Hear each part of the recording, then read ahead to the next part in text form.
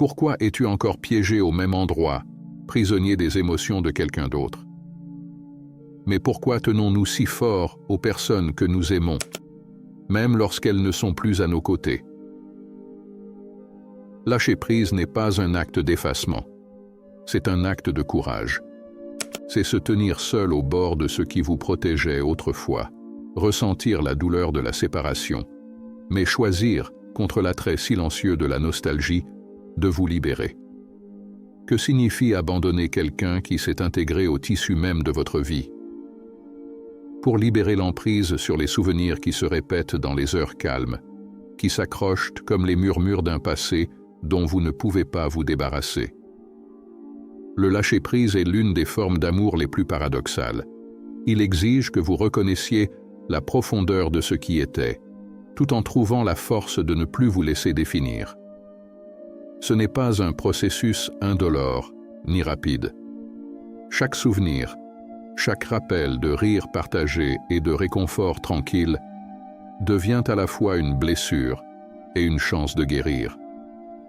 Se détacher émotionnellement, c'est se permettre de ressentir chaque once de perte sans en devenir captif. C'est comme si vous retiriez des couches de vous-même que vous pensiez disparues pour toujours, mais qui n'étaient pourtant ensevelies que sous le poids de ce que vous ne pouviez pas lâcher.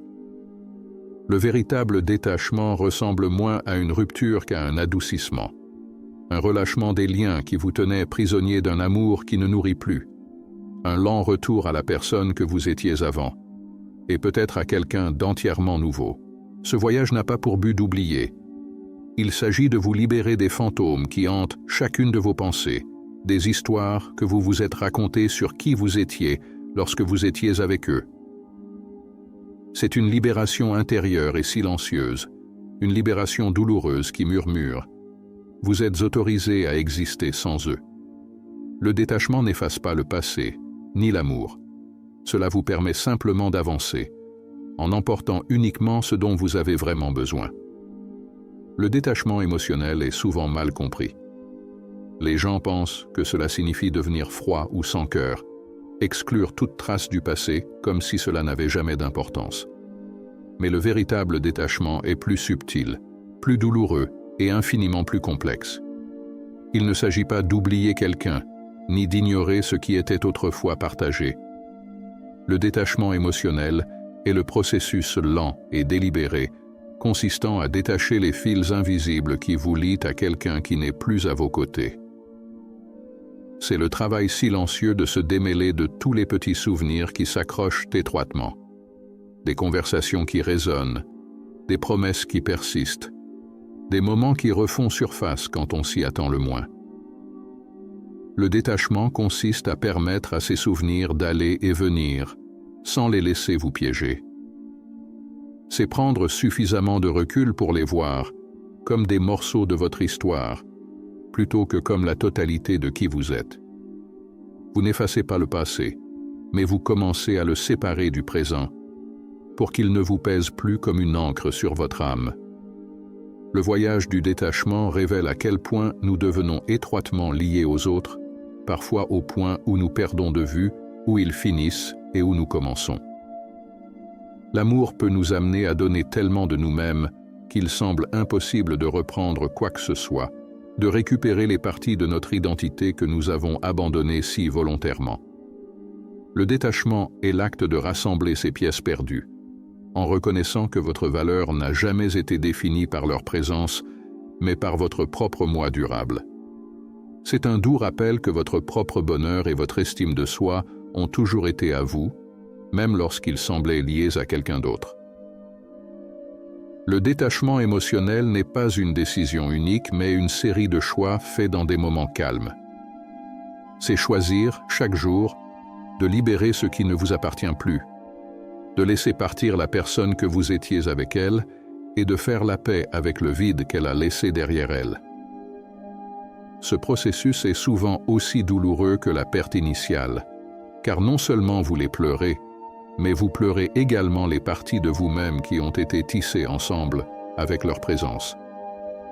C'est un acte d'autocompassion difficile et nécessaire. Dans le détachement, Vous vous autorisez à guérir sans vous précipiter, à vous souvenir sans être hanté et à avancer sans ressentiment. Le véritable détachement émotionnel vous ramène à vous-même, comme retrouver le chemin du retour après avoir erré perdu dans le monde de quelqu'un d'autre. Il se tient dans le silence de ce qui reste, et au lieu de craindre le vide, vous en venez à l'accepter comme un lieu où vous pouvez enfin recommencer. Ce type de détachement ne consiste pas à devenir moindre. Il s'agit de redécouvrir ce qui a toujours été en vous, caché sous des couches d'attachement et d'amour. C'est l'acte subtil et profond de prendre du recul, non pas pour se perdre, mais pour se retrouver dans les espaces calmes où seul soi reste. Parfois, c'est presque comme si notre cœur ne pouvait pas faire la différence entre l'amour et le besoin. Il y a une profonde attirance qui accompagne l'attachement, une force qui nous lie aux autres d'une manière que nous ne comprenons pas toujours. Lorsque nous aimons, nous investissons non seulement dans la personne, mais dans tout ce qu'elle apporte à nos vies, le confort, la connexion, l'acceptation. Ces attachements peuvent devenir si puissants qu'avec le temps, nous perdons la trace de l'endroit où nous finissons et où ils commencent. Tenir le coup vient souvent d'un lieu de peur et de désir. Au fond, nous nous accrochons parce que nous avons peur de ce que nous pourrions trouver ou ne pas trouver en nous-mêmes si nous lâchons prise. Nous commençons à croire que leur présence comble en quelque sorte un vide en nous. C'est peut-être un désir de validation, de chaleur qui nous fait nous sentir vus et valorisés. Lâcher quelqu'un peut donner l'impression que nous abandonnons une partie de nous-mêmes, comme s'il portait avec lui des morceaux de notre identité.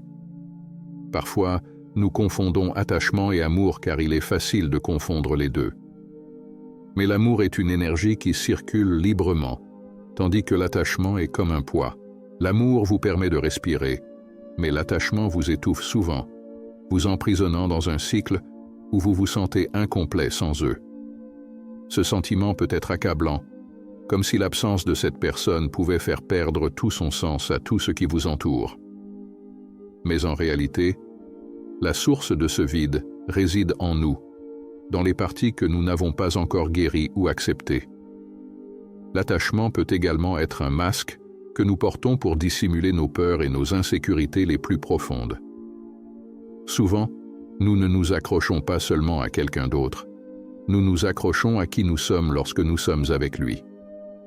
Cette version de nous-mêmes se sent en sécurité, acceptée, aimée et désirée.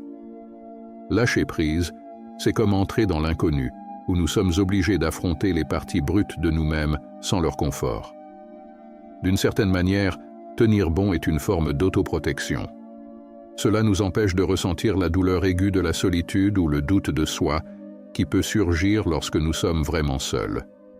Lorsque vous comprenez pourquoi vous tenez bon, vous pouvez commencer à voir les schémas qui vous maintiennent liés.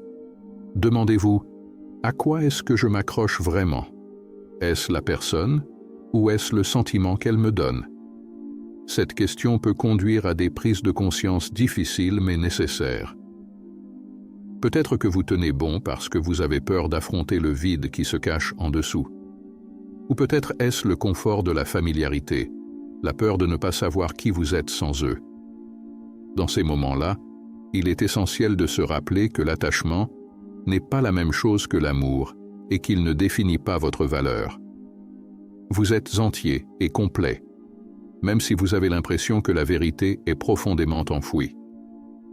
En explorant ces besoins émotionnels, vous pouvez commencer à comprendre que l'amour que vous recherchez des autres reflète souvent quelque chose que vous devez vous donner.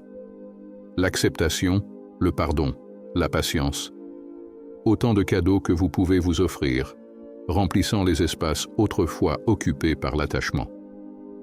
Le processus de compréhension de votre attachement vous aide à vous voir avec plus de compassion. Plutôt que d'avoir honte de votre besoin de tenir le coup, vous pouvez commencer à le voir comme une partie de l'être humain. Nous recherchons tous la connexion. Nous avons tous soif de sécurité, et nous avons tous, parfois, du mal à lâcher prise. Mais à chaque couche d'attachement que vous retirez, vous vous rapprochez de la force qui réside en vous. vous commencez à voir que même si l'amour nous connecte aux autres, la vraie paix vient lorsque nous trouvons cette connexion en nous-mêmes. En lâchant prise, nous ne perdons pas l'amour. Nous lui permettons simplement de changer de forme. Nous nous donnons la chance de grandir au-delà de ce dont nous avions autrefois besoin, en découvrant la profondeur de notre résilience, de notre courage et de notre capacité à guérir. Lâcher prise entraîne un type spécifique de douleur, une douleur silencieuse et persistante qui est profondément ancrée en nous. C'est une douleur qui ressemble presque à une perte physique, comme s'il manquait une partie de vous. Lorsque nous essayons de nous détacher émotionnellement, nous nous retrouvons souvent face à une sorte de chagrin difficile à expliquer. Ce chagrin ne concerne pas seulement la perte de quelqu'un. Il s'agit de perdre l'avenir que vous aviez imaginé, la vie que vous pensiez partager.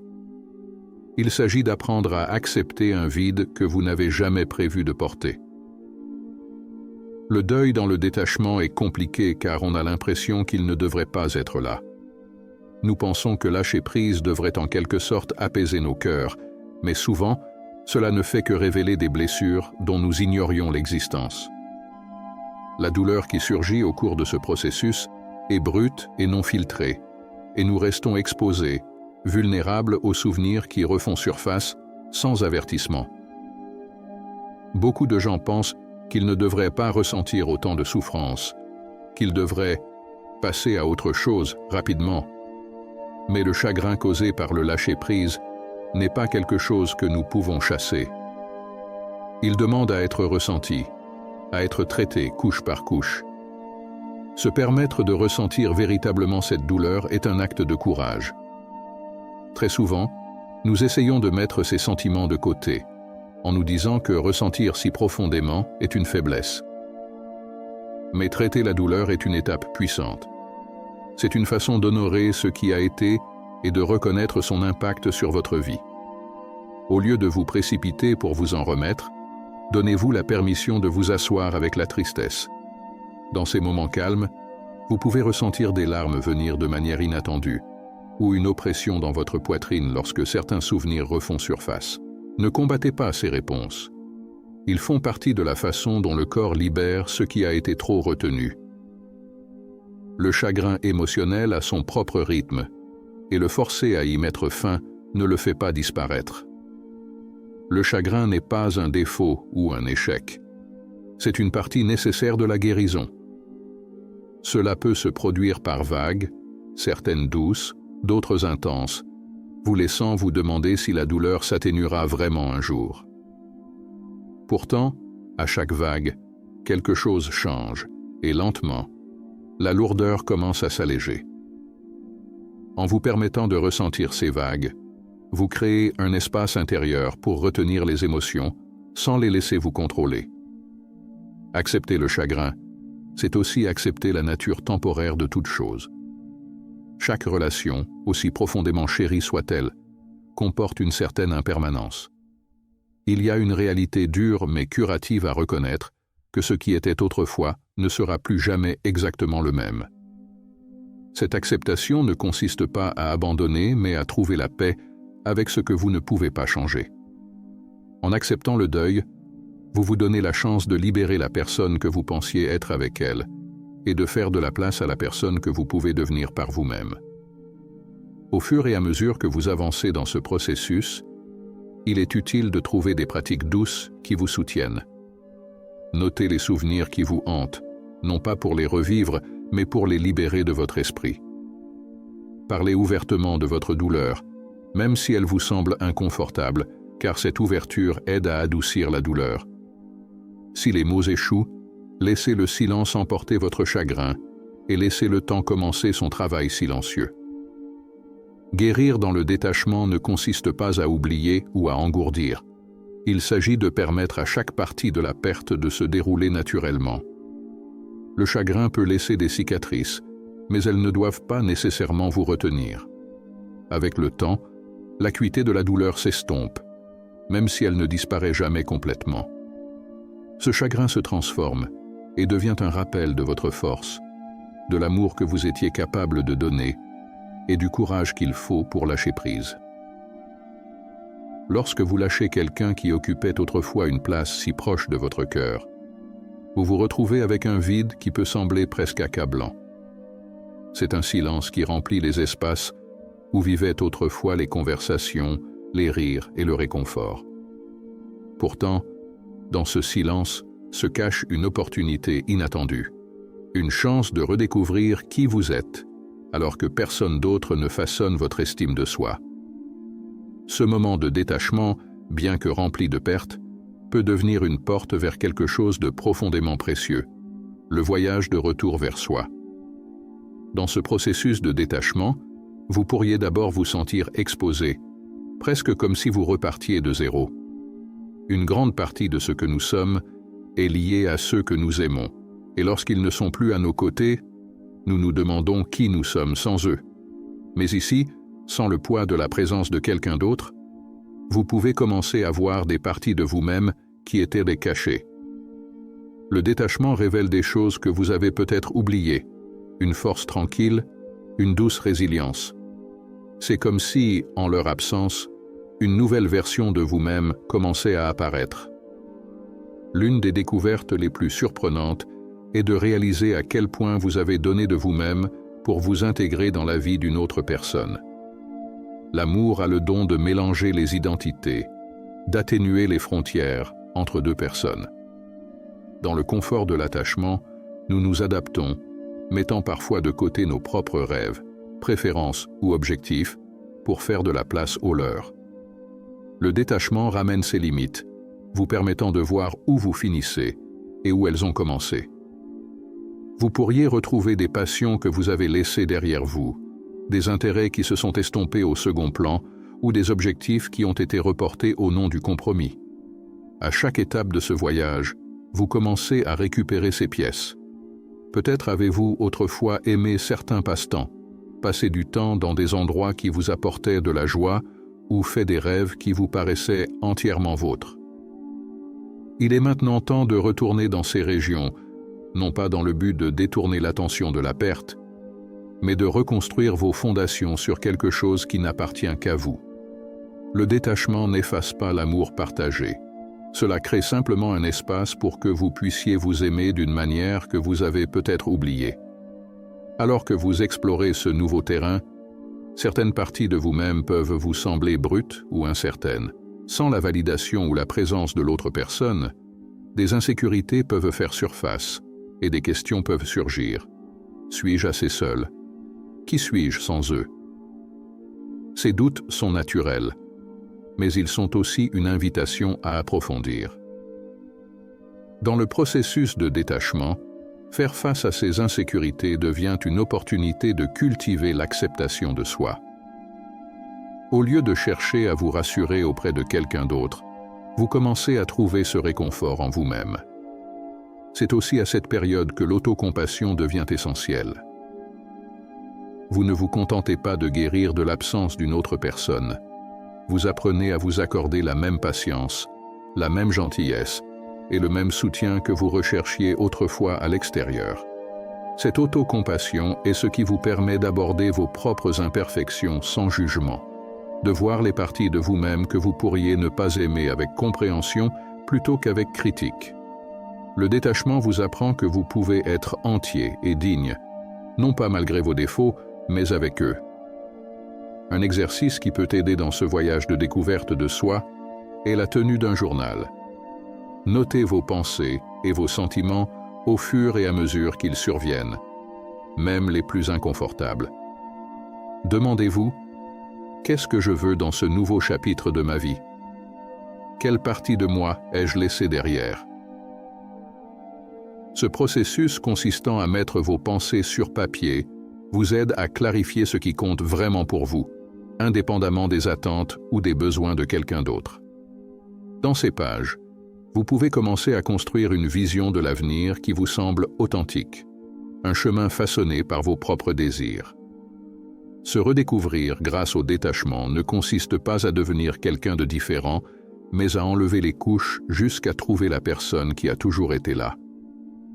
En lâchant prise, vous vous rapprochez d'une version de vous-même qui vous semble ancré, d'un moi qui n'a besoin de personne d'autre pour se sentir complet.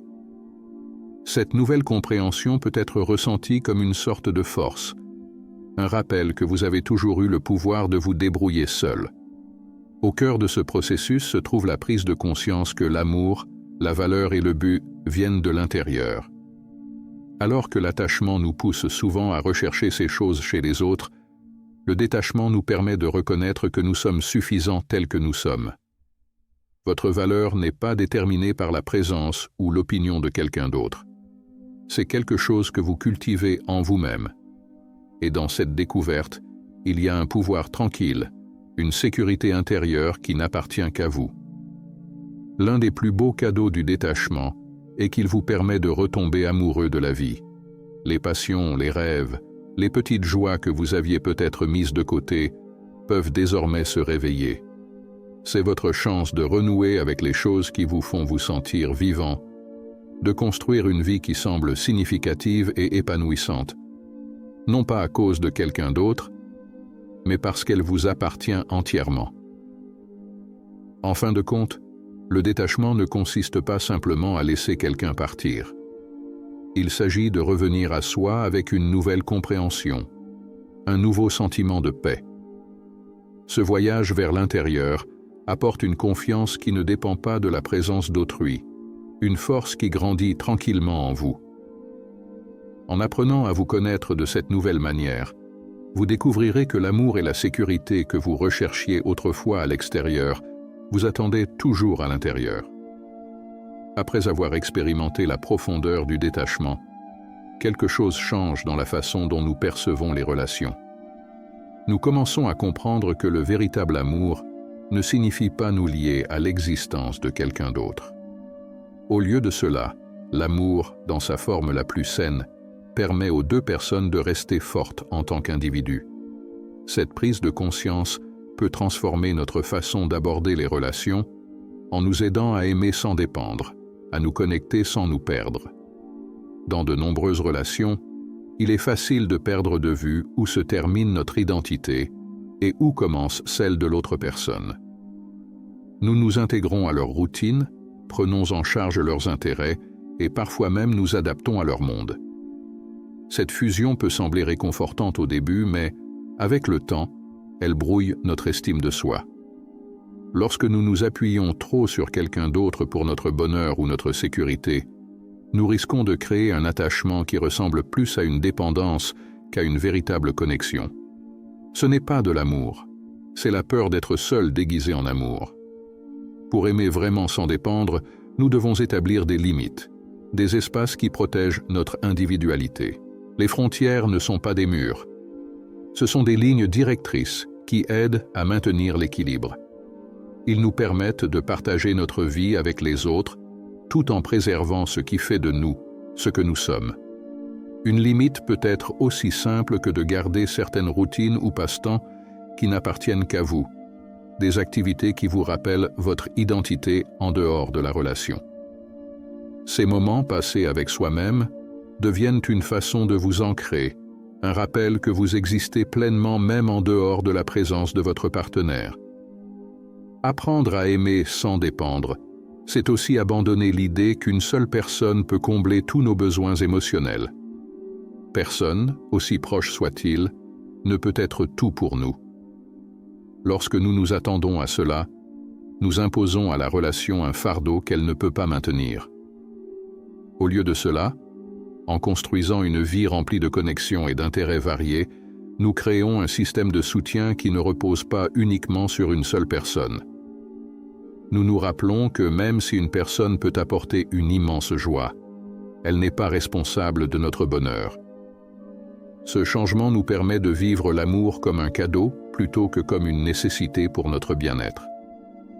La communication est une autre pierre angulaire de l'amour sans dépendance.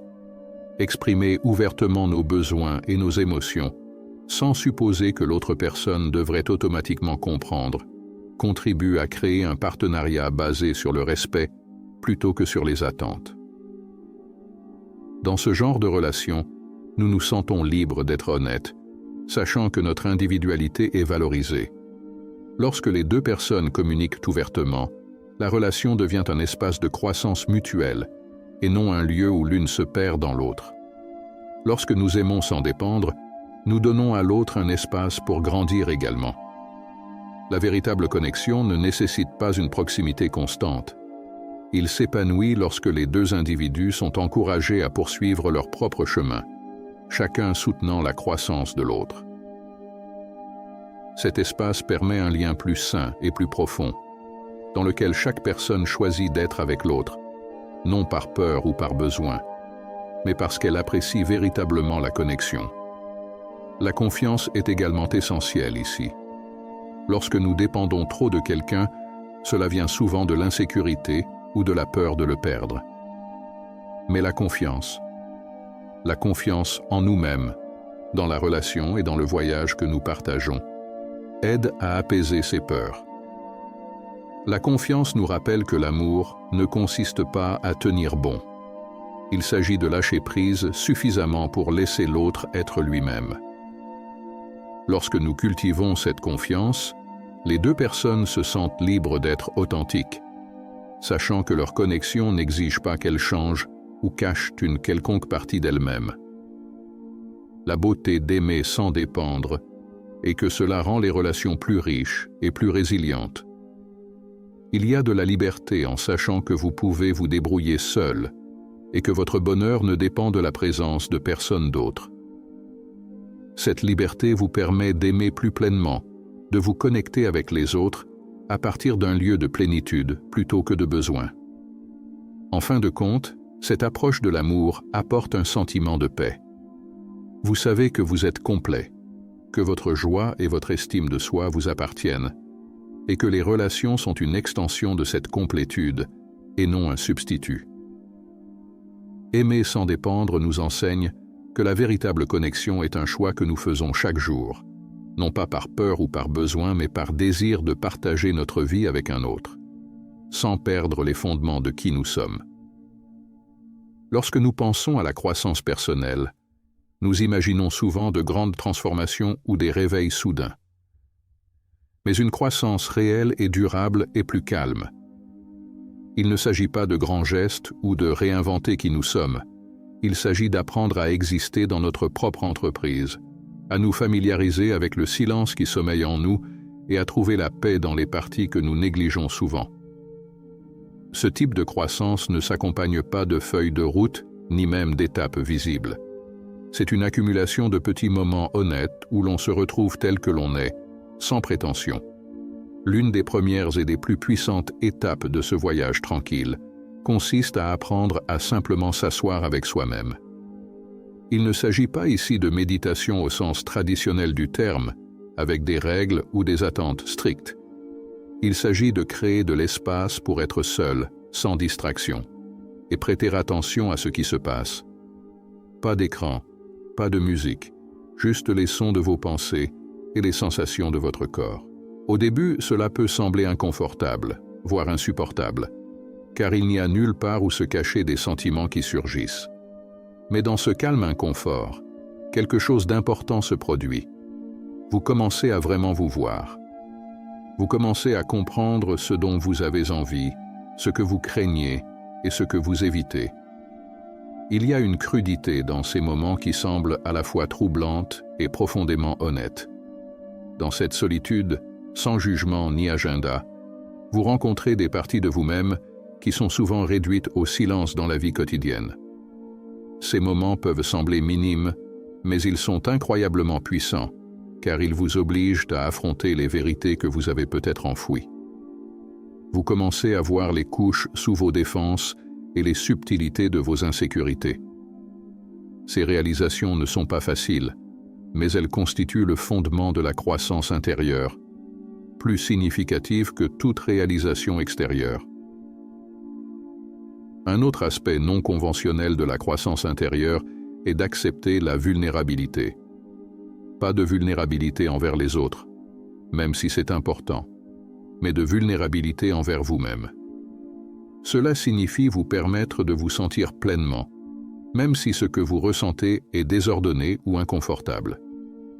Plutôt que de repousser la tristesse la solitude ou la peur, laissez ces sentiments faire surface. Laissez-les prendre forme sans chercher à les changer. C'est difficile car nous sommes souvent conditionnés à nous réparer ou à nous améliorer constamment. Mais en résistant à l'envie de réparer, vous créez un espace d'acceptation où la guérison commence d'elle-même. Dans cette vulnérabilité, vous n'essayez pas de contrôler ou de supprimer. Vous vous donnez la liberté d'être exactement qui vous êtes à ce moment-là. Alors que vous poursuivez ce travail silencieux, quelque chose de surprenant se produit. Vous commencez à remarquer des schémas en vous, des histoires répétées que vous vous racontez et qui pourraient ne pas être vraies. Peut-être avez-vous toujours pensé que vous n'êtes pas assez bon ou que vous avez besoin des autres pour valider votre valeur. Observer ces schémas peut être douloureux, mais c'est aussi libérateur. Lorsque vous voyez ces croyances telles qu'elles sont, des histoires et non des faits, vous commencez à les remettre en question. Petit à petit, vous apprenez à remplacer ces récits par des récits plus doux. Vous arrêtez de vous définir par ce qui vous manque et commencez à apprécier qui vous êtes, même dans vos imperfections. Ce processus est encore enrichi par de petits actes de douceur envers soi-même, des actes qui ne ressemblent pas aux soins personnels traditionnels. Il s'agit moins d'indulgence que de se traiter avec gentillesse de la manière la plus simple. Il peut s'agir de choisir de se reposer lorsque vous êtes fatigué, de vous permettre d'être déçu sans jugement, ou même de vous donner la permission de dire non lorsque quelque chose ne vous semble pas bien. Ces petits actes s'accumulent dans une compréhension plus profonde de l'estime de soi, vous apprenant que votre valeur ne dépend pas de la productivité ou du plaisir des autres. C'est la reconnaissance que vous êtes digne de la gentillesse de votre part. De cette façon, la croissance intérieure devient une sorte d'amitié avec soi-même, une volonté de rester proche, d'écouter et de pardonner. Ce n'est pas toujours confortable. La croissance suscite souvent des sentiments que nous préférons éviter, comme le regret du temps perdu ou la douleur causée par les erreurs passées. Mais au lieu de mettre ces émotions de côté, donnez-vous la patience de les vivre.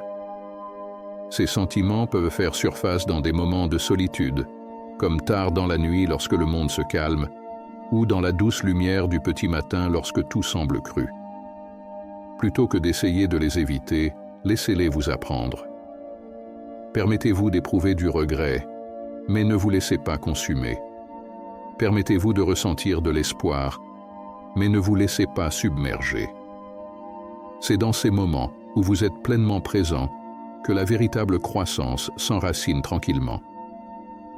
Au cours de ce processus, vous constaterez peut-être que la croissance intérieure ne vous fait pas vous sentir mieux au sens traditionnel du terme. Cela n'apportera peut-être pas de bonheur ou de soulagement immédiat. Au lieu de cela apporte un sentiment d'acceptation, un lien plus profond avec votre propre humanité. Vous apprenez que grandir ne consiste pas à être constamment heureux ou guéri. Il s'agit de se sentir entier, même dans les endroits brisés. C'est apprendre à s'aimer sans avoir besoin d'être parfait. Il s'agit d'accepter les contradictions en vous, la lumière et l'obscurité, la joie et le chagrin, comme partie d'un soi complet et complexe. La véritable croissance intérieure se produit par ces petites voies tranquilles qu'il est facile de manquer. Il n'y a pas de destination finale ici, pas de moment où vous êtes arrivé. Au lieu de cela, c'est un développement continu, un voyage qui s'approfondit au fur et à mesure. Et dans ce voyage, vous découvrez un calme qui ne peut être ébranlé par des forces extérieures, une résilience qui n'a pas besoin d'être constamment rassurée. Le travail est lent, parfois difficile, mais il construit une fondation de soi inébranlable. En fin de compte, la croissance intérieure consiste simplement à ceci: se rencontrer pleinement, apprendre à rester fidèle à ce qui est vrai et trouver la paix en sa propre présence. C'est un voyage sans fanfare, mais il vous laisse plus fort, plus doux et plus connecté à qui vous êtes vraiment. Ce travail tranquille vous appartient, quelque chose que personne d'autre ne peut vous donner ou vous enlever. Et c'est dans ce doux déploiement que vous trouverez un moi en qui vous pouvez avoir confiance. Quelqu'un qui restera avec vous tout au long de tout ce que la vie vous réserve. Le détachement émotionnel, à la base, est une forme de libération. Mais cette version n'a pas seulement pour but de laisser partir les gens. Il s'agit de se libérer des liens qui nous empêchent de vivre pleinement. Lorsque nous sommes trop attachés, nous vivons souvent avec un sentiment d'hésitation, comme si nous attendions que quelque chose ou quelqu'un d'autre décide de notre voie. Le détachement ne signifie pas abandonner l'amour ou les relations, cela signifie ouvrir la voie à une vie qui correspond à votre vrai moi, avec un but et une liberté. Il y a une sorte de liberté qui apparaît lorsque l'on cesse de s'accrocher à ce qui aurait pu ou aurait dû être. Imaginez ne plus être alourdi par les attentes ou les regrets. Lorsque vous vous détachez, vous faites de la place au présent, aux choses et aux personnes qui sont vraiment censées faire partie de votre voyage. Cela ne veut pas dire qu'il n'y a pas de douleur à lâcher prise, mais cela signifie que la douleur perd son pouvoir sur vous.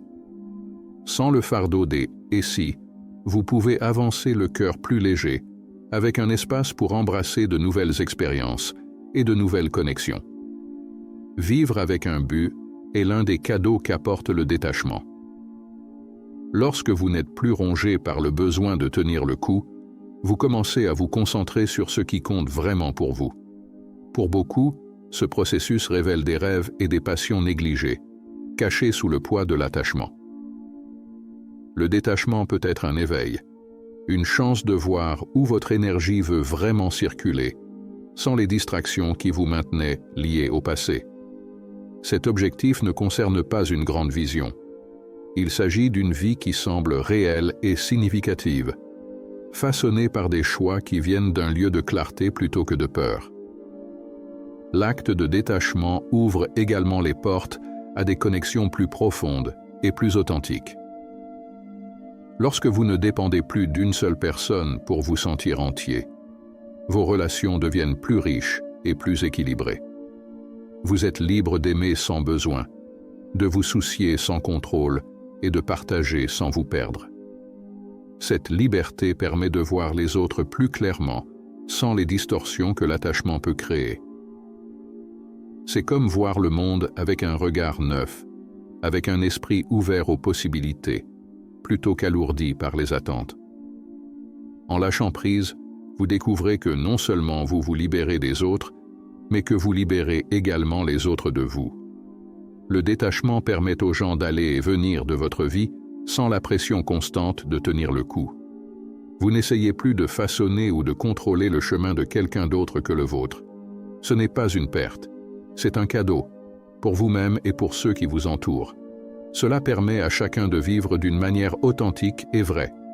Vivre pleinement, c'est accepter ce flux, où coexistent l'amour, le but et la liberté. Dans le détachement, vous découvrez que votre vie n'est pas définie par ce à quoi vous vous accrochez, mais par ce que vous créez, par le but qui grandit naturellement lorsque vous cessez de vous accrocher. C'est une invitation à vivre avec un cœur et un esprit ouverts, prêts à affronter ce que le monde nous réserve. Cette liberté est la véritable essence du détachement émotionnel, une vie vécue pleinement, sans peur, avec un but et avec paix. Prenez un moment pour reconnaître la force tranquille qu'il faut pour choisir le détachement émotionnel. C'est un chemin qui demande de la résilience, une volonté de faire face à la perte et de se redéfinir à chaque étape. Le détachement ne consiste pas à abandonner l'amour ou à effacer des souvenirs. Il s'agit de récupérer votre liberté, d'apprendre à conserver la paix qui vient de l'intérieur, inébranlable par quoi que ce soit ou quiconque en dehors de vous. Lâcher prise est, à bien des égards, un retour à vous-même. Ce voyage a ouvert la voie à un lien plus profond et plus durable avec qui vous êtes vraiment. Le détachement apporte un sentiment de calme intérieur, une indépendance tranquille qui vous permet de vivre l'amour sans tenir trop étroitement, de vivre sans crainte de perte. Cette liberté ne consiste pas à vous fermer de la vie, mais à créer un espace pour des expériences et des relations qui respecte votre besoin d'authenticité et de paix personnelle. Au fur et à mesure que vous avancez, n'oubliez pas que le détachement n'est pas un seul choix. C'est une douce pratique de libérer ce qui ne vous sert plus, jour après jour. Chaque étape devient un rappel que vous pouvez façonner votre vie d'une manière qui semble réelle, ancrée et libre. Prenez ce moment comme une invitation à embrasser pleinement la vie, avec un cœur ouvert et sans relâche. La vraie liberté ne vient pas de vous éloigner, mais de se tenir fermement dans votre propre sens de soi, prêt à accueillir tout ce qui nous attend.